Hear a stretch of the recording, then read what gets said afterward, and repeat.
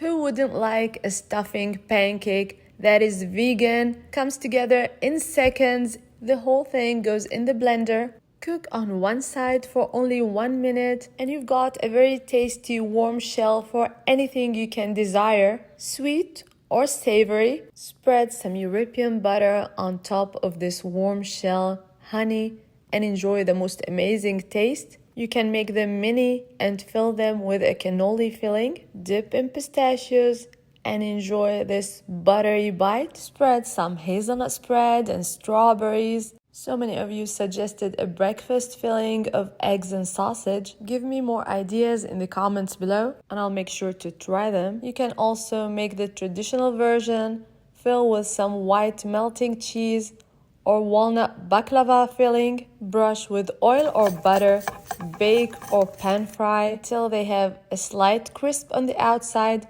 Drizzle with your favorite syrup and enjoy. Recipe in the comments and the full recipe is on my YouTube channel, Dainty Bite.